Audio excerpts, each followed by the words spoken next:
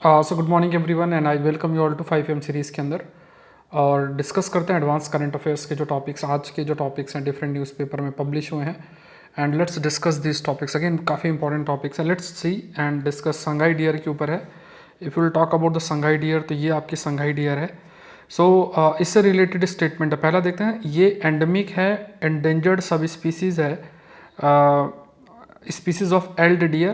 It is the state animal of Mizoram. It is not the state animal of Mizoram, rather it is an state animal of Manipur. याद रखना है, की points आपको note कर लेना साथ साथ में, ठीक है।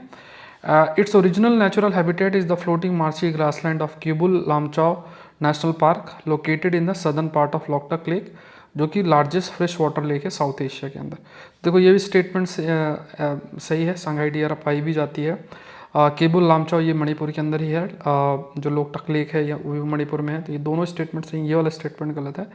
इसमें पूछा कितने स्टेटमेंट्स आपके सही हैं इसमें से, तो आंसर है 1 and 3। देखो 2023 का पैटर्न आपको याद रखना है, उसमें विच ऑफ द फॉलोइंग और how many of the above statements are correct, ये याद रखना। अगर यहाँ पे हाउ लिखा होता कितने स्टेटमेंट सही हैं, तो यहाँ पे ओनली 2 होता है आंसर। उसका क्या होता है, ओनली 2 उसका आंसर होता है। ये ध्यान, ओनली 2 का मतलब 2 स्टेटमेंट सही हैं। नेक्स्ट देखते हैं, with reference to the exercise Surya Kiran consider the following statement. Indo Bhutan joint training exercise, it is an annual event and conducted alternatively in the two countries. Aim of the exercise is to enhance interoperability in jungle warfare, counter-terrorism operation in mountainous terrain, and humanitarian assistance and disaster relief under the United Nations Charter on Peacekeeping Operations. अब इसमें भी आपसे correct पूछा है, तो यहाँ पे देख लेते हैं। पहली चीज़ तो ये याद रखना है कि ये जो एक्सरसाइज है ये इंडिया और नेपाल के बीच में है। ये जो एक्सरसाइज है it is between India and Nepal. तो की पॉइंट्स आप नोट कर लो कि सूर्य किरण जो एक्सरसाइज है वो किसके किसके बीच में, इंडिया और नेपाल के बीच में ये एक्सरसाइज आपकी है। एंड दूसरा पॉइंट हमें देखना था, तो ये पहला वाला स्टेटमेंट आपका जो फर्स्ट स्टेटमेंट है दैट इज़ इनकरेक्ट। बाकी दोनों हैं कि इट्स एन एनुअल इवेंट, तो एक बार एक देश में दूसरी बार एक देश में आपका होता है, ये ठीक है।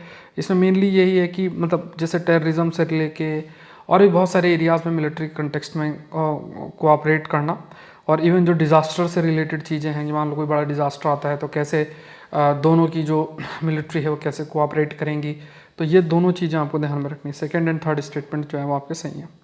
नेक्स्ट देखते हैं, consider the following statement about the credit guarantee trust for micro and medium micro and small enterprise scheme. Before I start, याद रखना है कि प्रीलिम्स टेस्ट सीरीज जो एडवांस करंट अफेयर्स का उसका 7th टेस्ट संडे को रात को 9 बजे है, सौरभ पांडे CSE ऐप के अंदर। ऐप का लिंक डिस्क्रिप्शन बॉक्स में दिया हुआ है, और उस ऐप को डाउनलोड करके टेस्ट जरूर से ज़रूर अटेम्प्ट करना है। और मैंने टेस्ट 3 और टेस्ट 4 के PDF डाल दिए हैं, और भी सारे टेस्ट के PDF आप उसमें जो भी ज्वाइन करेगा उसको अवेलेबल रहेंगे। 5 AM का जो PDF है वो भी आपको उसमें मिलना स्टार्ट हो जाएगा, ठीक है। 5 AM का जो PDF है 23 नवंबर तक का पूरा कंटेंट PDF का प्रॉपर PDF आपको जो ये PDF है वो उसमें अवेलेबल है। तो ये याद रखना है, जैसे लोग जो पहले जिन्होंने ज्वाइन किया है तो वो लोग ये कर सकते हैं, इसको फोकस कर सकते हैं, मतलब 5 AM सीरीज़ का PDF देख के अपना रिवीजन कर सकते हैं, ठीक है। तो ये चीज़ें ध्यान में रखना है, टेस्ट को मिस नहीं करना है। जो सीरियसली कर रहे हैं, इस पर टोटल 50 टेस्ट हैं, 50 में से 7th टेस्ट जो शेड्यूल्ड है संडे को, तो प्लीज़ उसको बहुत सीरियसली लें। चलो यहाँ पे देखते हैं, this is a loan offered by ministry of medium small and micro enterprise in collaboration with the national bank, NABARD के साथ। तो ये नाबार्ड नहीं है, ये जो लोन है, this loan is basically offered by ministry of medium small and micro enterprise in collaboration with small industry development bank, in collaboration with small industries development bank of India, in small industries development bank of India, ठीक है, सिडबी जिसे हम कहते हैं, उससे है। तो ये पहला तो गलत हो गया। The scheme aims to facilitate the flow of credit to MSME and create access to finance for various small and medium scale business owners. तो छोटे जो बिजनेस ओनर्स हैं उनको आसानी से लोन जो है मिल सके, ये एक फोकस है, ठीक है।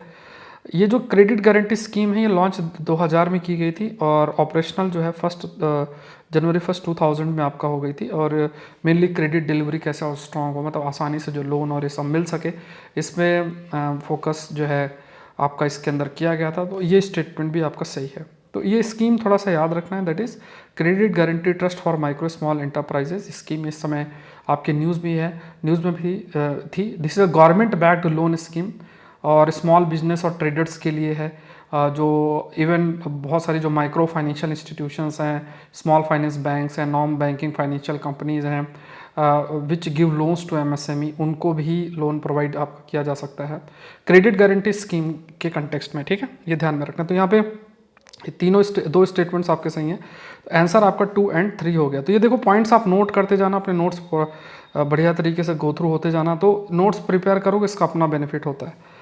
नेक्स्ट देखते हैं, like wireless communication on earth space craft encode data on various bands of electromagnetic frequency.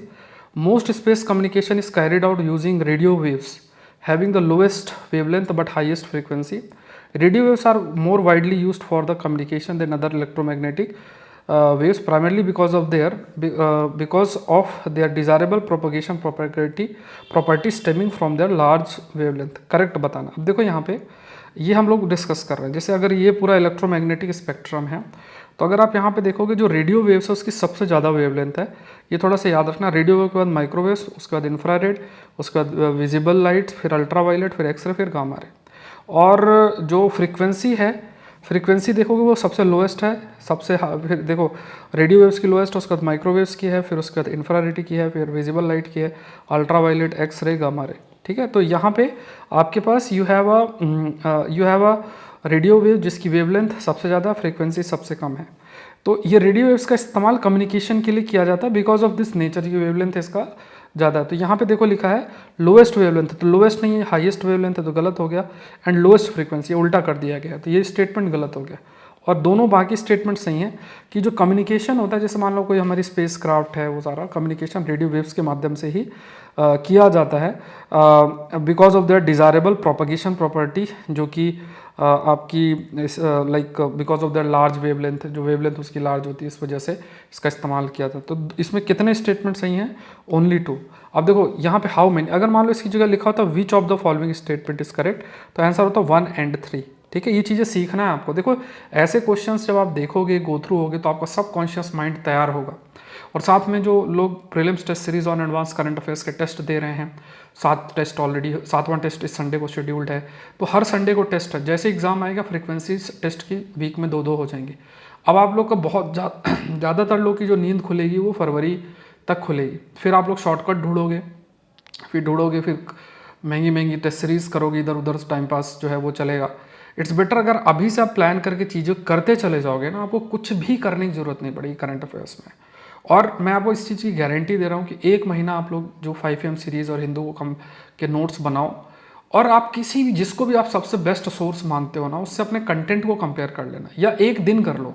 जो भी चैनल आप फॉलो करते हो, कोई भी चैनल जिसको आपको पसंद है, जिसको आप मानते हो कि बहुत बड़ा मतलब हो सकता है सब्सक्राइबर बेस, और उस बेसिस में होते होंगे, लेकिन अगर आप कंटेंट वाइज जाओगे तो आप एक दिन अपने नोट्स बनाओ और उस चैनल पे जाओ। यूपीएससी कंटेक्स्ट का नोट्स होना चाहिए। अभी इस टाइप का नहीं कि उत्तराखंड टनल पे जो है उत्तराखंड के सीएम क्या कह रहे हैं और इस टाइप के वीडियोस बने हैं, उससे कंपैरिजन मत करना। जो कोर सीरियस कंटेंट है एग्ज़ाम के लिए, उसको आप लिस्ट बनाना और उस लिस्ट में आप खुद कंपैरिजन कर लेना। बिल्कुल ये मतलब हमें करना भी चाहिए। मैं आपको ये भी कहूँगा कि आप मेरी बातों पे सिर्फ ना आए, बट आप कंपैरिजन करना चाहिए। तो 8 टॉपिक तो हम ये कर लेते हैं। उसके बाद द हिंदू में एडिटोरियल टेक्स्ट साइंस के 7-8 टॉपिक्स वो हो जाते हैं। 15-16 टॉपिक्स होते हैं, कोर टॉपिक्स होते हैं।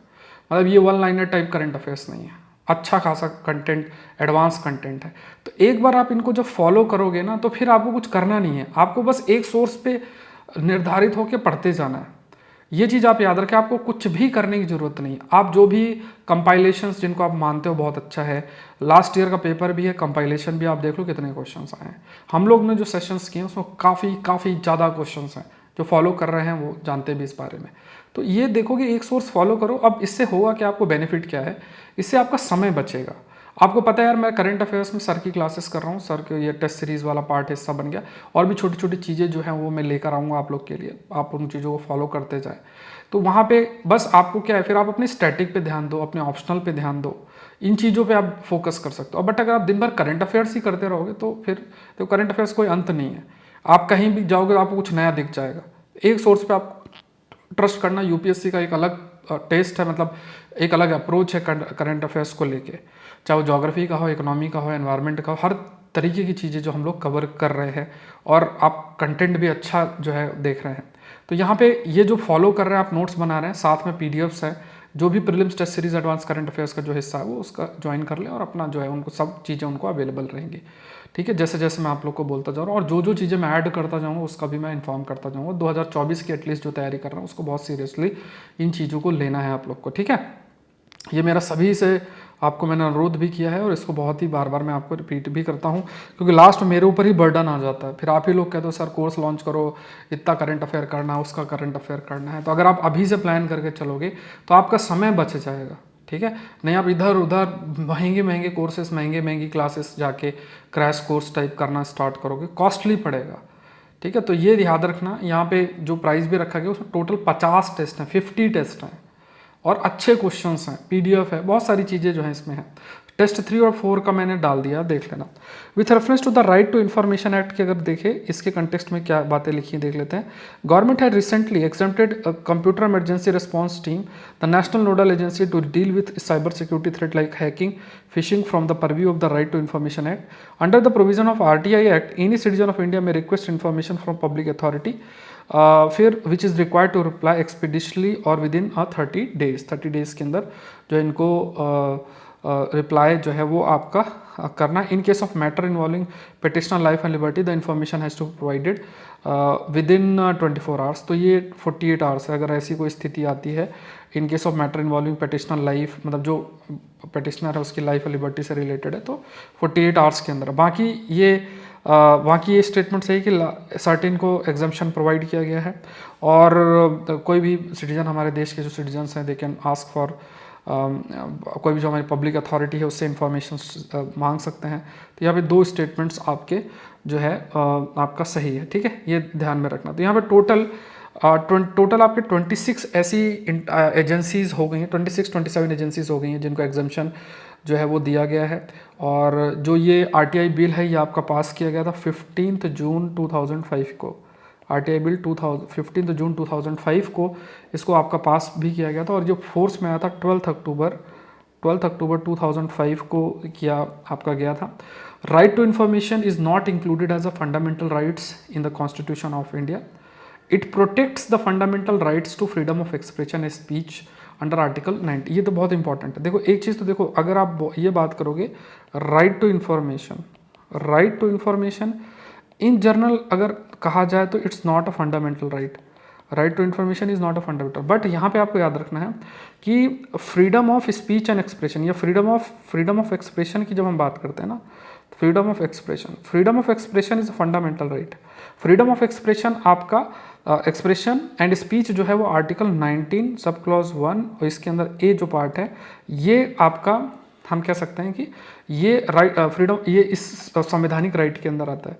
सो अगर आपको इस राइट को एक्सरसाइज करना है तो आपको इन्फॉर्म्ड होना पड़ेगा और ये इनडायरेक्टली फिर राइट टू इन्फॉर्मेशन को भी फंडामेंटल राइट्स का दर्जा दे देता है एक प्रकार से। ठीक है, एक तो ये है। दूसरा, even right to life and personal liberty, right to life and personal जो लिबर्टी है, right to life and personal liberty की अगर आप बात करोगे तो ये भी प्रोटेक्टेड आर्टिकल 21 के तहत। और इसमें ये भी इस एक राइट को एक्सरसाइज करने के लिए भी हमें इन्फॉर्मेशन सारी होनी चाहिए। तो राइट टू इन्फॉर्मेशन इसको भी फैसिलिटेट करता है, इसको भी फैसिलिटेट करता है। But right to information is not included as a fundamental right, but ये प्रोटेक्ट करता है किसको? Freedom of speech and expression को, plus right to life and personal liberty को जो है प्रोटेक्ट करता है। ठीक है, ये ध्यान में रखना है। दूसरा, जो भी पब्लिक अथॉरिटी है उसी से ही हम, जो भी पिटिशनर है उसी से ही जो इन्फॉर्मेशन वो सीख करता है। ऐसे नहीं कि किसी के घर से पूछ रहे हैं, है ना, कि कितनी रोटी बनी है, तो ये सब नहीं। ठीक है, तो ये पहला और दूसरा स्टेटमेंट आपका सही है। नेक्स्ट देखते हैं, कंसिडर द फॉलोइंग स्टेटमेंट। ठीक है, about the carbon offsetting reduction scheme for international aviation. ठीक है, कॉर्सिया के ऊपर है ये, it's a CORSIA. So this applies to international flights would require airlines globally to offset any growth in carbon dioxide emission beyond 2020 level. It was developed by International Civil Aviation Organization and adopted in October 2006. CORSIA applies to both domestic as well as international flights है। तो यहाँ पे देखो carbon offsetting and reduction scheme for international aviation, मतलब कुल मिला के क्या है कि जैसे मान लो जब हवाई जहाज ये सब उड़ते हैं ना, तो उसमें भी काफ़ी कार्बन एमिशन और ये सब होता है, तो उसको कैसे रिड्यूस किया जा सके, तो उससे रिलेटेड ये आपका एक आप कह सकते हैं कि ये एक स्कीम है जिसके तहत एयरलाइन या दूसरे जो एयरक्राफ्ट जो ऑपरेटर्स हैं वो CO2 के एमिशन को रिड्यूस करने के लिए प्रयास करते हैं। एंड यहाँ पे जो एविएशन नेट CO2 एमिशन है विल बी स्टेबलाइज्ड, मतलब कॉर्सिया का एक जो खास बात आपको ध्यान में रखना है कि पहली चीज़ देखो फुल फॉर्म तो है ही, फुल फॉर्म तो लिखा है ही, फिर यहाँ पे देखो मेन तो क्या है कि ये एक it's a global offsetting scheme है, कार्बन ऑफसेटिंग स्कीम है कि कैसे कार्बन एमिशन को रिड्यूस किया जाए, ऑफसेटिंग स्कीम है, ठीक है। एंड यहाँ पे क्या है खास तौर से किस पर अप्लाई होती है, एयरलाइंस पे होती है, एयरलाइंस पे या फिर आप कह सकते हो दूसरे जो एयरक्राफ्ट है उन पे ये जो स्कीम है वो आपकी अप्लाई होती है। एंड यहाँ पे खास तौर से जो CO2 का लेवल है, एमिशन है, वो it should not be above 2020 level से ज़्यादा नहीं होना चाहिए, उसमें कुछ ऐसी स्कीम है। एंड यहाँ पे net CO2 emission will be stabilize, CO2 के एमिशन को क्या करना है, स्टेबलाइज्ड करना है, एक ये पॉइंट है, इसको स्टेबलाइज्ड जो है करना है। और इसके लिए जो भी रिडक्शन मेजर टेक्नोलॉजी के माध्यम से जो भी प्रयास है वो कंटिन्यूस बेसिस में करते रहना है। लगभग 2.5 बिलियन टन्स ऑफ CO2 जो है CO2 का रिडक्शन की अगर बात किया जाए कि कॉर्सिया विल रिड्यूस लगभग 2.5 बिलियन, ये जो स्कीम है इतना टन्स ऑफ CO2 रिड्यूस होगा बिटवीन 2021 से लेके 2035 का, ठीक है। तो ये काफ़ी बड़ा है। एंड जो कार्बन न्यूट्रलिटी है, जो हम चाहते हैं कार्बन न्यूट्रलिटी या फिर कार्बन एमिशन रिड्यूस हो आपका, तो उसको अचीव करने में काफ़ी हेल्प मिलेगी। डोमेस्टिक जो emission this will also fall under the है ना, तो CORSIA only applies to international flight. अच्छा ये बहुत ही इंटरेस्टिंग पॉइंट है कि जो कॉर्सिया है it only applies to international flights पे अप्लाई होती है, ये बहुत इंपॉर्टेंट फैक्ट है, ठीक है। और ये भी आपको याद रखना है कि डोमेस्टिक जो फ्लाइट्स आपकी होती हैं they fall on another agency the UNFC and are covered by the Paris agreement. तो जो दूसरी जैसे मान लो जो डोमेस्टिक फ़्लाइट्स होती हैं, domestic flights basically United nation framework convention on climate change और पेरिस एग्रीमेंट के तहत उनको कवर किया जाता है। तो इंटरनेशनल फ़्लाइट ही कॉर्सिया स्कीम के अंदर आपका ये जो कॉर्सिया है इसमें एक चीज़ और भी याद रखना है कि मार्केट बेस्ड एनवायरनमेंट पॉलिसी है, ठीक है, मार्केट बेस्ड है। तो इसमें वही एमिशन सर्टिफिकेट का खरीद फरोख्त वो भी जो है जिसे हम जैसे क्लीन डेवलपमेंट मैकेनिज्म शब्द भी हम एक इस्तेमाल करते हैं, तो ये मार्केट बेस्ड मैकेनिज्म इसमें फॉलो किया जाता है। जैसे मान लो किसी एयरलाइंस ने कोई एयरलाइंस है और वो एयरलाइंस है ना उसने एमिशन ज़्यादा कर दिया, तो है ना मान लो 100 यूनिट करना चाहिए था, उसने 120 कर दिया, दूसरे ने 80 ही किया है, तो जिसने 80 किया उससे वो बाय कर सकता है सर्टिफिकेट और उसको पेमेंट हो जाएगा। इस टाइप से सिस्टम वो फॉलो होता है, तो ये ध्यान में रखना। अब यहाँ पे देखते हैं, so this applies to international flight would require airline globally to offset any growth in emission beyond the, ये ठीक है स्टेटमेंट है। उसके बाद it was developed by international civil aviation organisation and adopted in ये कॉर्सिया अप्लाइज टू बोथ। देखो domestic और international flight दोनों में अप्लाई नहीं होता, तो ये दो स्टेटमेंट आपके सही हैं। Developed by international civil aviation organisation and adopted in October 2016, ये दोनों स्टेटमेंट सही हैं। तो जितने भी पॉइंट्स मैंने आपको बता दिया, तो how many of the statement, तो ओनली 2। अगर आपसे पूछे कितने विच of the following statement is correct, तो इसका आंसर 1 and 2 होगा, ठीक है। विच ऑफ द फॉलोइंग में 1 and 2 जो है वो स्टेटमेंट आपका होगा। नेक्स्ट देखते हैं, एमेथेरासु पार्टिकल्स के ऊपर है। एमेथेरासु पार्टिकल्स भी इस समय काफ़ी न्यूज़ में हैं, ये पार्टिकल्स है। तो एमेथेरासु पार्टिकल्स देखो, ये अब देख रहे हो ना, ये पार्टिकल्स ऐसे आसमान से ऐसे cosmic high energy cosmic rays हैं, इससे रिलीज होते हैं, ठीक है। ये ऐसे इस तरीके से आप देखो हाई एनर्जी कॉस्मिक। अब देखो ये क्या है, ये जो पार्टिकल्स है ना इनकी एनर्जी बहुत हाई है, मतलब ये है like exceeding 240 exa electron volt, जो कि काफ़ी बड़ा अमाउंट है। एंड है ना, तो यहाँ पे like emerged from local wide and empty area of space bordering the Milky Way. जैसे जो हमारी मिल्की वे गैलेक्सी है ना, you have a Milky Way galaxy, Milky Way galaxy के गैलेक्सी जो है वहाँ के थोड़ा सा किनारे उसके आसपास का कुछ वाइड या खाली जगह है, वहाँ से ये पार्टिकल्स आपके रिलीज़ हुए हैं, आपके रिलीज़ हुए हैं, और हाई एनर्जी पार्टिकल्स हैं, हाई एनर्जी पार्टिकल्स हैं। एंड सिंगल सब एटॉमिक पार्टिकल्स आप कह सकते हैं कि वो बहुत हाई एनर्जी कैरी करता है। And no promising astronomical objects match the direction from which the cosmic ray arrived has been identify. मतलब ये किस डायरेक्शन से आ रहा है वो चीज़ भी अभी तक आइडेंटिफाई आपकी नहीं हुई है। तो ये थोड़े से कुछ पॉइंट्स हैं जो ध्यान में रखना है। अब ये इमेज भी इसी पार्टिकल्स की है। अब इसमें देखो, named after the sun goddess, Japanese mythology, ultra high energy cosmic है रे है, डिटेक्ट 2021 में डिटेक्ट की गई थी। फिर 2023 में बाय टेलीस्कोप एरे प्रोजेक्ट उठा यूनाइटेड स्टेट में मोस्ट पावरफुल कॉस्मिक रे है, जो कि ओ माय गॉड पार्टिकल्स। ठीक है, तो इन पार्टिकल्स के बाद देखा जाए तो ये जो एमेथेरासु पार्टिकल्स हैं वो जो है हाई एनर्जी पार्टिकल्स हैं, मतलब मोस्ट पावरफुल कॉस्मिक रे जो है डिटेक्ट किया गया। जो मतलब आसमान से ये रेज आ रही है ना, उसमें ये पार्टिकल्स आपके कंटेन होते हैं। तो इसको जो आपका ये टेलीस्कोप है इसने डिटेक्ट भी किया। तो यहाँ तीनों स्टेटमेंट सही हैं। ठीक है, ये पॉइंट्स याद रखने हैं।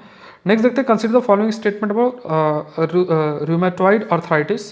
तो इसमें देखो, आर्थराइटिस में जॉइंट पेन और ये सब दिक्कतें होती हैं। आर्थराइटिस की बात करें तो इसके कुछ पॉइंट्स देख लेते हैं। It is a long term auto immune disorder. Auto immune disorder का मतलब होता है कि आपकी इम्यून सिस्टम आपके खिलाफ हो जाती है, आपके शरीर को नुकसान पहुंचाती है। द डिजीज में also affect other part of the body, skin, eyes, lungs और हार्ट एंड ब्लड, ये सब भी अफेक्ट हो सकते हैं। दिस में result in low blood red blood cells count, lungs में सूजन आ जाना या फिर हार्ट के अराउंड सूजन आ जाना। तो ये तीनों स्टेटमेंट इसमें सही है। ठीक है, तो how many of the statement correct? All 3 statements are correct है। ठीक है, तो तीनों ही स्टेटमेंट्स आपके करेक्ट है। तो ये सारी चीज़ें, चैनल को जरूर से सब्सक्राइब करें। और एडवांस करंट अफेयर्स का प्रीलिम्स टेस्ट 7th शेड्यूल्ड है आपका संडे को। Saurabh Pandey CSE app download करना है और वहाँ पे अपना टेस्ट को, जो कोर्स है उसको ज्वाइन करके टेस्ट अपना देना है। उसमें आकलन सीरीज़ है, एग्रीकल्चर ऑप्शनल करना है, बैच आ रहा है। Administrative reform commission reports please go through हो जाओ, अभी आलस कर रहे हो, बाद में यही रिपोर्ट्स बहुत बहुत इंपॉर्टेंट है और कहीं भी वो रिपोर्ट कवर नहीं होती। तो मैंने उसको कवर किया है, लेक्चर्स ऑलरेडी सारे अपलोडेड हैं। अभी मैं कुछ लेक्चर्स और कोर्सेस बहुत अच्छे अच्छे लेकर आऊँगा, जो कि आपके लिए बहुत हेल्प रहेगा प्रीलिम्स के लिए। मिलते हैं नेक्स्ट सेशन के अंदर। Thank you everyone, thank you. और द हिंदू सेशन को जरूर से अटेंड करें। Thank you.